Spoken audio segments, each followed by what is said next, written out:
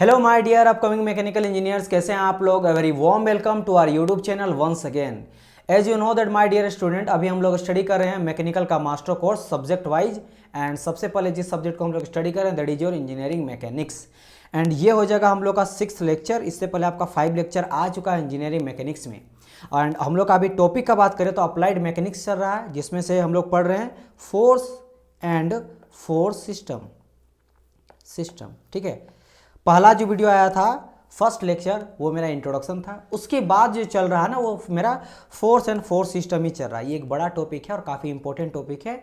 इसमें बहुत सारा थ्योरम भी हम लोग स्टडी किए हैं। जैसे बहुत ही फेमस कहा जाए तो parallelogram law of theorem, triangle law of theorem, इसके अलावा लेमिस थ्योरम, वेरगोनस थ्योरम, इसके बाद फोर्स ऑफ ट्रांसमिसिबिलिटी। तो दीज थ्योरम आज very very important in engineering mechanics. यहाँ से आपको पूरा का पूरा कभी कभी स्टेटमेंट भी उठा दिया जाता है, यानी स्टेटमेंट से आपको क्वेश्चन पूछा जाता है कि ये स्टेटमेंट किस थ्योरम से लाया गया, और आपको न्यूमेरिकल भी पूछा जाता है लेमिस थ्योरम वगैरह से, जो हम लोग सॉल्यूशन किए हैं कुछ क्वेश्चन। और आज भी हम लोग कुछ क्वेश्चन ही देखने वाले हैं। जितना थ्योरम पढ़ना था ना फोर्स एंड फोर्स सिस्टम में, वो सभी चीज़ हम लोग पढ़ चुके हैं। एक बचा हुआ है जो मैं आपको बताऊंगा आज या क्लास में या फिर कल के क्लास में, यानी नेक्स्ट क्लास में मैं आपको बताना और एक theorem that is your polygon law of theorem. अभी तक आप देखे होंगे जो भी हम लोग रिजल्टेंट फाइंड आउट करते हैं वो हम लोग दो फोर्स का फाइंड आउट करते थे। आपको याद होगा जैसे लेमिस थ्योरम में क्या था, एक मेरा जाता था P, एक जाता था Q, और एक रिजल्टेंट होता था R। आपको याद होगा। उसी तरह पैरेललोग्राम लॉ ऑफ थ्योरम में भी P एंड Q लेते थे, P एंड Q लेते थे, और उसका पैरेललोग्राम बन के हम लोग रिजल्टेंट जो डायगोनल देता था वहाँ भी दो फोर्स का था। तो अधिकतर हम लोग दो फोर्स का रिजल्टेंट फाइंड आउट करते थे। लेमिस थ्योरम में भी हम लोग P Q को मानते थे, रिजल्टेंट एक तरह से तीसरा फोर्स जो था वो रिजल्टेंट ही था। तो हम लोग जो पढ़ने वाले हैं और एक थ्योरम, मात्र और एक थ्योरम बचा हुआ that is polygon law of theorem. नाम से पता चला पॉलीगन। पॉलीगन मीन्स होता है जब मेरा बहुत ज़्यादा साइड्स रहता है, उसको हम लोग बोलते हैं पॉलीगन। उसमें हम लोग देखेंगे कि यहाँ तो हम लोग दो फोर्स देख रहे हैं, अगर चलो रिजल्टेंट को भी फोर्स मान लेंगे तो तीन फोर्स। तो अगर मेरा दो से ज़्यादा रहा, 3 रहा, 4 रहा, 6 रहा, 8 रहा, 10 रहा, 12 रहा, मान लो इस पॉइंट पे आप समझो, उस थ्योरम जो बचा हुआ है उसमें क्या पढ़ेंगे, उसमें ये पढ़ेंगे कि सर आप कह रहे थे कि लेमिस थ्योरम लगेगा जब तीन फोर्स लगेगा। मैं हर बार बोला हूँ ना, तीन फोर्स रिजल्टेंट लेके तीन फोर्स लगेगा तो रिजल्टेंट लगाएंगे। ट्रायंगल लॉ ऑफ फोर्सेस तो उसमें भी सर मेरा होना चाहिए तीन force he, P Q and R होना चाहिए। ठीक है, अगर पैरेललोग्राम बात करेंगे तो P एंड Q होना चाहिए, P एंड Q होना चाहिए। एक रिजल्टेंट मेरा आता था उसको लेके तीन। तो अभी तक दो ही देख रहे हैं और एक रिजल्टेंट देख रहे हैं। अगर सर मेरा दो ना हो के 4 रहे, 6 रहे, 8 रहे, 10 रहे, तब क्या करेंगे। जैसे यहाँ पे P Q R है, यहाँ पे S है और यहाँ पे T है। अब बताइए इसको हम लोग कैसे इसका रिजल्टेंट फाइंड आउट करेंगे। तो ये हो गया पॉलीगन। इससे भी हम लोग उसी तरह जिस तरह हम लोग ट्रायंगल बनाए थे पैरेलल लेके, तो यहाँ से 1 2 3 4 5 है, तो 1 2 3 4 5 इस तरह करके बनेगा, और जो इसको क्लोज करेगा वो रिजल्टेंट देगा। तो यहाँ देखो पॉलीगन बना। तो वो लास्ट में हम लोग पढ़ने वाले हैं। तो बस यही आपका कुछ यहाँ पे force and force related theorem था। बाकी जो है वो आपको क्वेश्चन प्रैक्टिस है, बिकॉज थ्योरम पढ़ना तो इजी है, थ्योरम तो आप समझ गए, लेकिन उसको कैसे अप्लाई करना है क्वेश्चन पे, तभी जाके आप मास्टर बन सकते हो। इंजीनियरिंग मैकेनिक्स मैं बहुत बार बता चुका हूँ, फिर से बोलता हूँ, engineering mechanics is all about various type of question. आप 60-70 तरह का वेराइटी का क्वेश्चन बनाओ, यही सबसे रिलेटेड, इसी थ्योरम से रिलेटेड, तब जाके आप स्ट्रॉन्ग बन सकते हो। अगर ये स्ट्रॉन्ग हुआ तो जैसे मैंने कहा था सॉम टर्म आपको फ्लूइड में भी स्ट्रॉन्ग हो जाओगे। तो चलिए आज के क्लास में हम लोग फिर से कुछ क्वेश्चन लगाते हैं। अगर टाइम बचा तो हम लोग एक और एक थ्योरी पढ़ेंगे that is your polygon law of theorem. तो देखते हैं फर्स्ट क्वेश्चन। ये काफ़ी पूछा जाता है। अब देखो इसमें अंतर क्या है। इससे पहले वाले क्वेश्चन अगर मैं आपको दिखाऊं, एक क्वेश्चन पुली वाला, तो एक सेकंड कहाँ गया मेरा वो, ये आप देखे होंगे यहाँ पे मेरा पुली था और पुली से दो वेट जो है लटका हुआ था, हैंगिंग था, और उस दोनों को मेरा बैलेंस कौन कर रहा था, 15 न्यूटन बैलेंस कर रहा था। लेकिन इसमें ध्यान रखे होंगे कि मैंने एक चीज़ बताया था कि पुली जो है वो स्मूथ हम लोग लेते हैं, और जो स्ट्रिंग रहता है वो मेरा वेटलेस रहता है। मतलब जो स्ट्रिंग है, वायर है, रस्सी है, धागा है, उसका कोई वजन नहीं है, और पुली में कोई भी फ्रिक्शन नहीं है, यानी कि आपका उसमें कोई भी फ्रिक्शन नहीं है। इट मीन्स वो मेरे स्मूथ है। क्यों, ताकि कोई भी लॉसेस ना हो। जिस 10 न्यूटन का, इसीलिए मेरा T इक्वल टू भी 10 न्यूटन निकला था, क्योंकि मेरा फ्रिक्शन जो है यहाँ कुछ आ नहीं रहा पुली में, ना ही मेरा वेट है कोई वायर का, तो जो 10 न्यूटन यहाँ लगा वही मेरा T इक्वल टू 10 न्यूटन जो खींच रहा वही लगा। लेकिन अगर मेरा वायर का कुछ वेट होगा तब कैसे क्वेश्चन को बनाएंगे, इसलिए मैं इस क्वेश्चन को लिया हूँ। इसमें वायर का भी वेट दिया गया है, लेंथ के बेसिस पे आपको देता। तो चलिए देखते हैं इस क्वेश्चन को हम लोग कैसे सॉल्यूशन करते हैं। सबसे पहले we are going to deal with the question. सबसे पहले आप समझना क्वेश्चन को, धीरे धीरे पढ़ना, अच्छी तरह समझना। देखो क्वेश्चन ये कह रहा है a heavy uniform rope. Rope means क्या होता है? रस्सा होता है, वायर होता है। तो एक हेवी यूनिफॉर्म, एक लंबा जैसा, एक जैसा यूनिफॉर्म का मतलब एक डायमीटर का, एक डायमीटर का है, ठीक है, समझ रहे हो ना, एक डायमीटर का इस तरह करके जा रहा है। एक डायमीटर का मेरा वायर दिया गया है, यूनिफॉर्म है इसीलिए यूनिफॉर्म कह रहा है। तो यूनिफॉर्म रोप दिया गया, आगे क्या बोल रहा है? यूनिफॉर्म रोप 6 मीटर लेंथ का है। कितना है?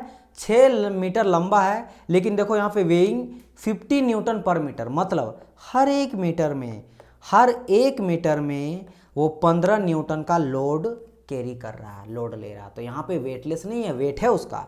हर 15 मीटर में हर एक मीटर में 15 न्यूटन का फोर्स उसमें कैरी कर रहा है, वेट वो ले रहा है। तो यानी कि यहाँ पे वेट को हम लोग नेगलेक्ट नहीं कर सकते हैं। चलो देखते हैं आगे। आगे ये कह रहा है कि इस स्लंग ओवर ए स्मूथ पुली, लेकिन हाँ पुली स्मूथ लिया गया, पुली में कोई फ्रिक्शन वगैरह है नहीं। तो बोला कि वो मेरा स्लंग मिस लटका हुआ है। क्या है वो? मेरा लपेटा हुआ है। तो देखो यहाँ पे ये मान लो मेरा दिस इज योर पुली, और यहाँ पे एक मेरा देखो यहाँ पे लटका हुआ वायर है इस तरह करके, एक ये this is your rope, rope इसके चारों ओर लटका हुआ। वही कहा है slung over a smooth pulley 0.4 meter, 0.4 meter diameter दिया किसका? पुली का।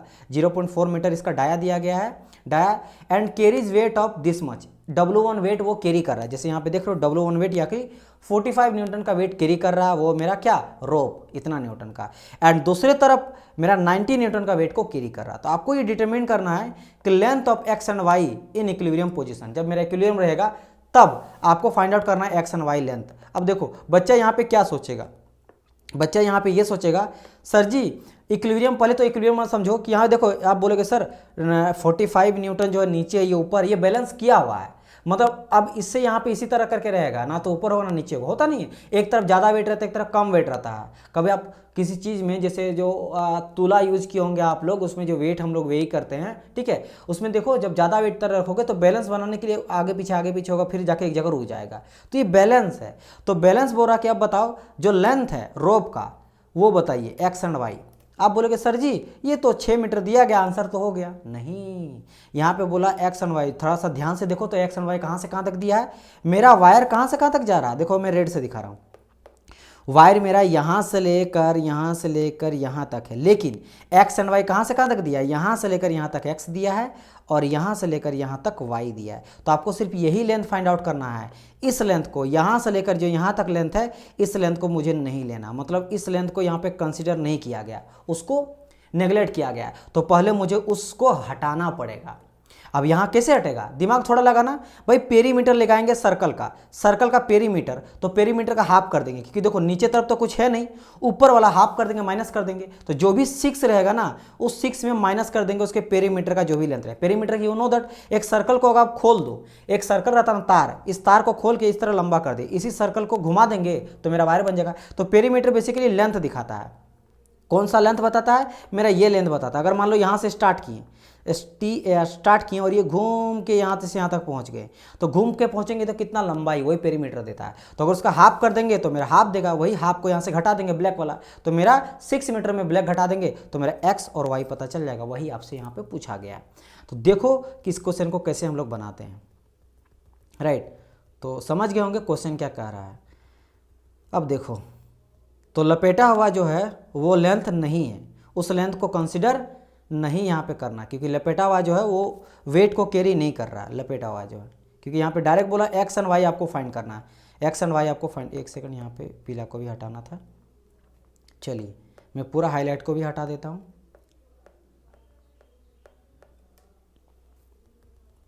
बात करते हैं क्वेश्चन को 1 बाय 1 करके देखते हैं। चलिए मैं नेक्स्ट पेज में करता हूँ, मेरे पास क्वेश्चन है, मैं आपको दिखाते चलूँगा। देखो सबसे पहले यू नो दैट, जैसे मैंने कहा कि इसी में करता हूँ कुछ कुछ चीज़ जहाँ तक हो जाएगा, ठीक है। यहाँ सबसे पहले हमको निकालना पड़ेगा ये वाला जो जिसको लेंथ को हमको कंसीडर नहीं करना है, क्योंकि ये तो बोला ही नहीं गया है, ओनली एक्स एंड वाई निकालना है। तो आपको सिर्फ तार का लंबाई यहाँ से यहाँ तक और यहाँ से यहाँ तक एक्स एंड वाई निकालना है।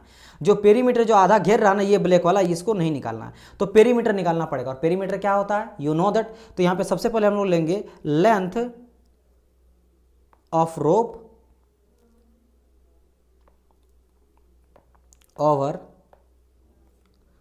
दी पुली, ओवर दी पुली के ऊपर में जो रोप है उसको फाइंड आउट करना। तो वो कैसे फाइंड आउट करेंगे? पेरीमीटर क्या होता है सर? पाई होता है। पाई होता है ना पेरीमीटर, ठीक है सर। लेकिन यहाँ हाफ, क्योंकि हाफ ही ये लपेटा हुआ जिसको कंसिडर नहीं करना, तो डिवाइड बाई 2 कर देंगे। और डाया आपको दिया गया 0.4 है, तो वैल्यू पुट करो यहाँ पे, क्या हो जाएगा? Pi into 0.4 divide by 2। यहाँ से 2 से 2 कटेगा तो 0.2 से कट जाएगा, मतलब होगा क्या? 0.2 पाई।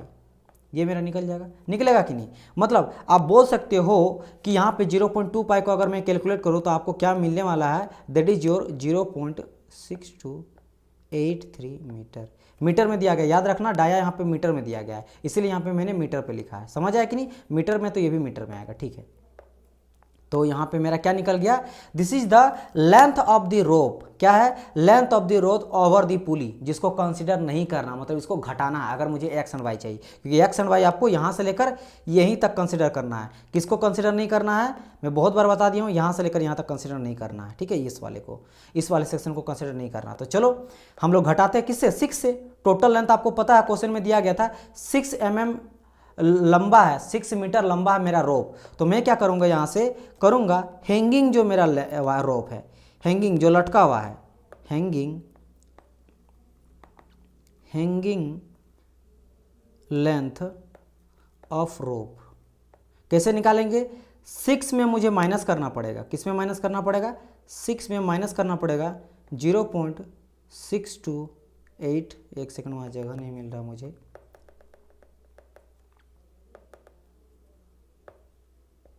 हैंगिंग लेंथ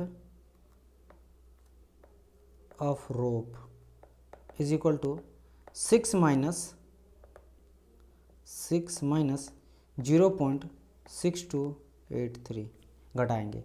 तो इसको घटाओ, आपको आंसर मिलेगा 5.372 मीटर। तो ये लेंथ हो गया मेरा किसका? एक्स एंड वाई का। लेकिन यहाँ पे बोल रहा सिर्फ एक्स बताओ और 6 वाई बताओ। ये कैसे पता चल? ये तो मुझे पता चल गया कि x plus Y equal to मेरा जो निकला है वो क्या निकल गया मेरा? यहाँ पे निकल गया 5.37। तो क्या मैं इसको थोड़ा ये कर दूं कि x plus Y is equal to मेरा कितना निकला? 5.372 मीटर। तो फर्स्ट इक्वेशन तो मुझे यहाँ से जो है वो पता चल गया, लेकिन मुझे x और y फाइंड आउट करना है, x अलग और y अलग। इसका कितना लेंथ है और इसका कितना लेंथ है, तो इसके लिए मुझे एक इक्वेशन तो पता नहीं चलेगा। दूसरा इक्वेशन देखो, यहाँ पे बोला गया था कि लेंथ जो है ना रोप का जो है उसका भी वजन दिया गया था। हर एक मीटर पे 15 न्यूटन का वेट लग रहा था। तो उससे एक मेरा इक्वेशन बना सकते हैं। बोलेंगे सर कैसे? समझो कैसे, नेक्स्ट पे जब मुझे जाना ही पड़ेगा। एक चीज़ पहले बताइए, टेंशन का अगर मैं बात करूं तो जितना इधर टेंशन होगा उतना इधर ही टेंशन होगा, क्योंकि जस्ट मैंने कहा कि एक वेट को अगर कोई कैरी कर रहा है, जैसे समझो इसके चारों ओर एक रस्सी मैंने दे दिया, मेरे तरफ देखिएगा, इधर से चारों ओर एक मैंने रस्सी रख दिया। क्या मेरे पास ऐसा कुछ है तो नहीं, लेकिन आप समझना मेरी बात। यहाँ पे अगर रस्सी लाके इधर एक चीज कोई लटका देंगे, इधर एक चीज लटका देंगे, अगर वो बैलेंस है, क्योंकि क्वेश्चन पे कहा गया है इक्विलिब्रियम पोजीशन, तो अगर ये इक्विलिब्रियम पोजीशन पे है इट मींस वो रुका हुआ बैलेंस है, यानी कि जितना टेंशन इस साइड में लग रहा है उतना टेंशन इस साइड में लग रहा है। तो मैं बोल सकता हूँ कि tension in right side is equal to tension in left side. तो उससे एक इक्वेशन मेरा बन सकता है। तो मैं यहाँ करूँगा कि tension at left side is equal to tension A at left side. क्यों? क्योंकि ये इक्विलिब्रियम कंडीशन पे दिया गया है। राइट साइड, लेफ्ट लिख रहे हैं, एट राइट साइड। अब बात करेंगे सर टेंशन किसके चलते हो रहा है, ये बताइए। तो टेंशन सर वजन के चलते हो रहा है। वेट जो है W1 और W2 उन्हीं दोनों वेट के चलते यहाँ पे आपको टेंशन नजर आ रहा है। पहला वेट इसका दिया गया कितना 45 न्यूटन और इसका दिया गया राइट साइड में 90 न्यूटन, तो वो लिखेंगे। लेकिन क्या सिर्फ यही वेट के चलते टेंशन आ रहा? नहीं, यहाँ बोला गया है कि रोप का भी लेंथ है कितना, हर 15 न्यूटन लग रहा है वेट हर एक मीटर में, तो उसके चलते तो उन दोनों का मुझे लेना पड़ेगा वेट, तब जाके वो टेंशन उन दोनों के चलते मेरा आ रहा है। तो यहाँ पे मैं लिखूंगा W1 पहले, तो W1 क्या हो गया, वेट हो गया पहला वाले का, प्लस हाई वेट ऑफ किसका, weight of the rope, weight of rope, rope का वजन एट किधर y तरफ में, क्योंकि y1 किधर है, y1 जिधर है उधर मेरा y है, इसीलिए मैं इसको लिया। एंड अपोजिट साइड में क्या लेंगे, इज इक्वल टू हो जाएगा मेरा, इज इक्वल टू हो जाएगा W2 weight at right side plus हो जाएगा यहाँ पे किसका वेट, रोप का, इधर भी वेट होगा, तो wait of rope eight x time पे। ठीक है, चलो फाइंड आउट करते हैं इसका वैल्यू कितना होगा। W1 कितना दिया गया है मेरा, 45 दिया गया, तो 45 वैल्यू पुट करो। अब बात करते हैं वेट ऑफ द रोप। ये सर कैसे हम लोग निकालेंगे भाई साहब, लेंथ के बेसिस में निकालेंगे ना। क्या बोला था, देखो यहाँ से बोला ये गया था कि 15 न्यूटन लग रहा हर एक मीटर में, हर एक मीटर में 15 न्यूटन का लग रहा, मतलब 1 मीटर में 15 न्यूटन का वेट लग रहा है। तो यहाँ पे दिया गया y एक तरफ से y मीटर और दूसरी तरफ दिया गया x मीटर, तो y मीटर में 15 y का लगने वाला है क्या, आपका वेट, और दूसरे साइड में क्या हो जाएगा, 1 मीटर में अगर 15 न्यूटन का लग रहा है वेट, तो x मीटर में कितना लगेगा, 15x का लगने वाला है वेट, इंटू हो जाएगा ना x के साथ जितना मीटर होगा। मेरा बात समझो, एक जैसे बोलेगा ना, एक पेन का दाम 5 रुपीज़ है, तो 10 पेन का दाम कितना होगा, तो 5 इंटू 10 यानी 50 हो जाएगा, 50 रुपया हो जाएगा, 10 पचे 50, समझ रहे हो ना। सेम इसी तरह कहा कि 1 मीटर में अगर 15 न्यूटन का वेट लग रहा है, तो y मीटर में कितना लगेगा, तो 15 into Y is equal to 15y, तो बोल सकते हैं 15y और उधर क्या हो जाएगा 15x, क्योंकि दोनों तरफ जो है 15 तो लगेगा ही, बस x के साथ इंटू और y के साथ, क्योंकि वो लेंथ दिया गया है, क्योंकि लेंथ के साथ यहाँ पे बताया गया है। ठीक है, तो मैं ये बोल सकता हूँ, ये सभी को पहले हटाने दीजिए मुझे, तो मैं ये कह सकता हूँ कि यहाँ हो जाएगा 45 प्लस हो जाएगा 15y,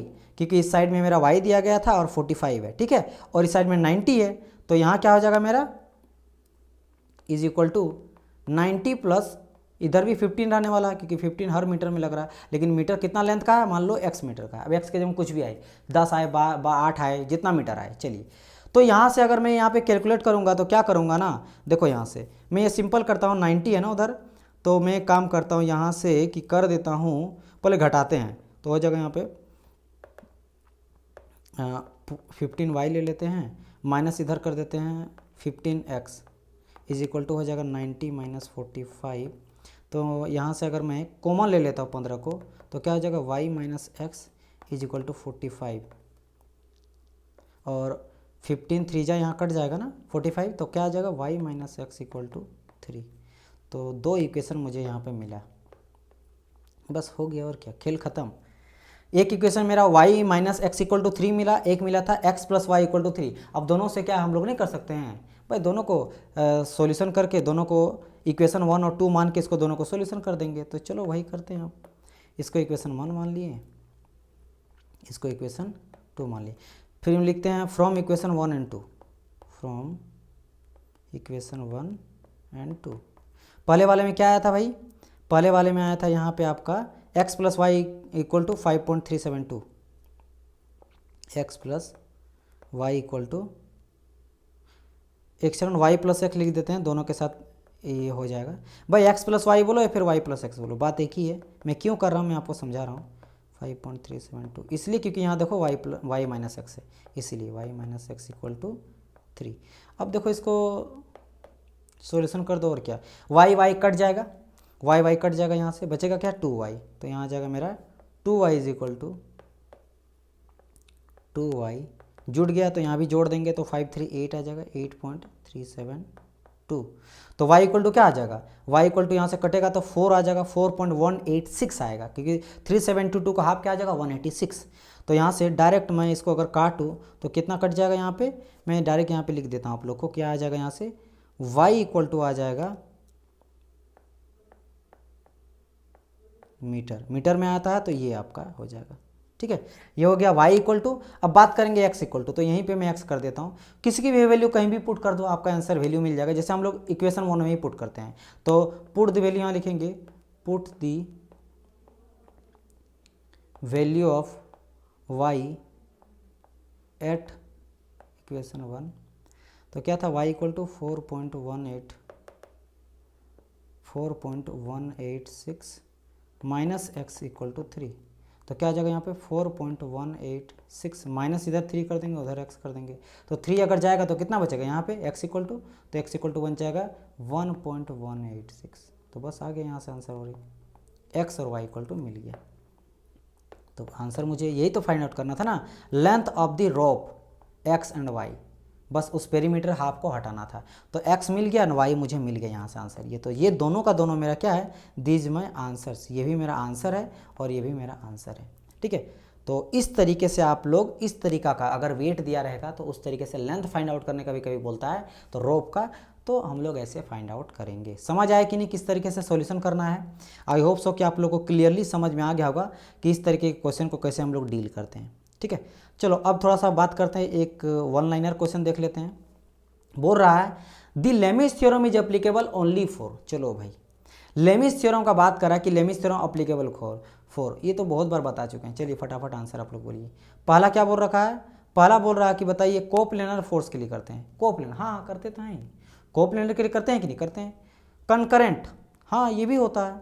I think all of this हो जाएगा। Coplanar, concurrent, any of this. देखो अब यहाँ पे आंसर जो है एनी ऑफ दिस, ऑल नहीं बोला गया है, ऑल, क्योंकि you know that coplanar means एक ही प्लेन पे, ये मान लेते हैं वाई प्लेन, ये मेरा एक्स प्लेन, ये मेरा जेड प्लेन, कोई भी एक प्लेन लेते हैं, कोई भी एक प्लेन, मान लो जेड एंड एक्स प्लेन, ये मेरा क्या है जेड एक्स प्लेन है, जेड एक्स प्लेन है, नीचे में लिखता हूँ। ठीक है, ये क्या है मेरा जेड एक्स प्लेन है, क्योंकि दोनों एक्सिस को टच करा, एक्स एक्सिस को वाई जेड एक्सिस को लेकर किए, तो इस प्लेन पे क्या हम लोग लेमिस थ्योरम ड्रॉ कर सकते हैं, कर सकते हैं। देखो यहाँ पे एक्स गया, वाई गया एंड जेड गया भाई साहब, क्योंकि कंकरेंट है ना, तो कंकरेंट से निकला तो एक ही प्लेन पे होगा, को प्लेन में ही होगा। कंकरेंट एक ही पॉइंट से निकला है ना, अलग प्लेन में जाएगा नहीं अगर कंकरेंट है तो बिल्कुल सही को प्लेन हो सकता है। कंकरेंट तो हो ही रहा है, एक पॉइंट से निकल रहा है तो कंकरेंट है, लेकिन यहाँ ए भी है दो भी है, लेकिन सी में दिया गया को प्लेनर और कंकरेंट फोर्स, तो ये तो सही हो जाएगा ना। अगर अप्रोप्रिएट मानिएगा तो ये सबसे ज़्यादा सही होने वाला है। दो ए भी सही है, बी भी सही है, लेकिन सी ज़्यादा अप्रोप्रिएट है। तो यहाँ पे आंसर क्या हो जाएगा आपका, करेक्ट आंसर हो जाएगा यहाँ पे मेरा सी नंबर। हाँ यहाँ पे देता ऑल ऑफ दिस, तो ऑल ऑफ दिस भी हो सकता था, लेकिन यहाँ दिया गया एनी टाइप ऑफ फोर्स, कोई भी टाइप ऑफ फोर्स दिया गया डी नंबर में, तो कोई टाइप ऑफ फोर्स तो नहीं होगा ना। हम लोग जानते हैं कि मेरा लेते कैसा फोर्स, मेरा लेते हैं non parallel force, concurrent force, coplanar force, तो यहाँ पे फोर्स कंसीडर किया जाता है, ये नहीं कि कोई टाइप ऑफ फोर्स ले लेंगे। ठीक है, तो देखो यहाँ पे फिगर भी ड्रॉ करके वही चीज़ समझाया गया है, तो समझ गए होंगे कि यहाँ पे आंसर क्या हो जाएगा। देखो ये क्वेश्चन पूछा गया था आपका कहाँ, TRB पॉलिटेक्निक लेक्चरर सेकंड, ये क्वेश्चन पूछा गया था। चलिए तो आप समझ गए होंगे ये चीज़ है। नेक्स्ट हम लोग बात करेंगे फोर्स सिस्टम के बारे में, यानी कि फोर्स सिस्टम क्या होता है। आप बात करेंगे सर अभी तक तो हम लोग फोर्सी सिस्टम पढ़ रहे थे, लेकिन अभी तक हम लोग थ्योरी के बारे में पढ़ रहे थे ना। अभी तक आप लोग देखे होंगे बहुत जगह में कोप्लेनर बोल रहा था, कंकरेंट बोल रहा था, कोलिनियर बोल रहा था, है ना। इसके अलावा बात करेंगे तो हम लोग पैरेलल बोल रहे थे, नॉन पैरेलल बोल रहे थे, लाइक पैरेलल, अनलाइक पैरेलल, तो ये सभी फोर्स सिस्टम के अंडर ही आता है। तो ये थ्योरी है, ये बस थ्योरी है। तो थोड़ा सा हम लोग ये चीज़ देखेंगे कि क्या होता है मेरा फोर्स सिस्टम। फोर्स सिस्टम क्या होता है, जिसमें देखो यहाँ पे फोर्स सिस्टम को दो भाग में डिवाइड किया गया, कोप्लेनर, कंकरेंट, फिर आगे हम लोग देखेंगे। तो ये हम लोग देखने वाले हैं नेक्स्ट पार्ट में। नेक्स्ट पार्ट में हम लोग डिस्कस करेंगे कि फोर्स सिस्टम मेरा क्या होता है। तो मिलते हैं नेक्स्ट पार्ट में। आज हम लोग बस 2 ही क्वेश्चन देखे। जो क्वेश्चन हम लोग का लगाना था पिछला लेक्चर में वो कुछ छूट गया था, तो वो 1 घंटा हो चुका था, 1 आवर, तो मैं चाह रहा था कि नेक्स्ट लेक्चर में इसको करा दूं। तो छोटा टॉपिक था, क्वेश्चन करना था, इंपॉर्टेंट था, उसको मैंने करा दिया। नेक्स्ट पार्ट में हम लोग थ्योरी देखने वाले हैं, और जैसे मैंने कहा एक आपका रिजल्टेंट फाइंड आउट करने का छूटा हुआ है, that is your polygon law of theorem, जिसमें हम लोग 2 से ज़्यादा फोर्स लगता है, 4, 5, 6, 8, 10, 15, 20, तब कैसे हम लोग रिजल्टेंट फाइंड आउट करते हैं, उसका मैं एक थ्योरम बताऊंगा, एक थ्योरम, और आपका एक बचा ये वाला जो थ्योरी बेसिकली है कि होता क्या है। फिगर वाइज मैं आपको समझाऊंगा, जैसे इस तरीके से कि कोप्लेनर तो एक ही प्लेन पे लग रहा है, कोलिनियर तो एक लाइन पे लग रहा है, कंकरेंट मतलब एक पॉइंट पे लग रहा है, बट थोड़ा सा मैं अच्छे से आपको बताऊंगा ताकि ज़्यादा दिन तक आपके लिए याद रहे। तो चलिए गाइज, आपका वीडियो अच्छा लगा होगा तो प्लीज़ आपको लाइक करना है, लाइक करना मत भूलिएगा, कमेंट करना मत भूलिएगा कैसा लगा, ठीक है। बताइएगा उत्तम सर अच्छा लगा, बुरा लगा, जैसा, लेकिन बताइएगा, कमेंट जरूर कीजिएगा, ठीक है। अगर कोई इंप्रूवमेंट चाहिए तो वो मुझे बताइएगा, सर इस तरीके से पढ़ाइए, ऐसे पढ़ाइए, एंड कोई भी सुझाव रहे तो मुझे कमेंट कर सकते हो, और एंड चैनल को सब्सक्राइब कर लीजिएगा ताकि आपको लेटेस्ट नोटिफिकेशन मिलते रहे जब भी मैं वीडियो यहाँ पे अपलोड करूँ, राइट। एंड मिलते हैं हम लोग नेक्स्ट पार्ट में, तब तक के लिए goodbye and God bless you all guys, bye bye.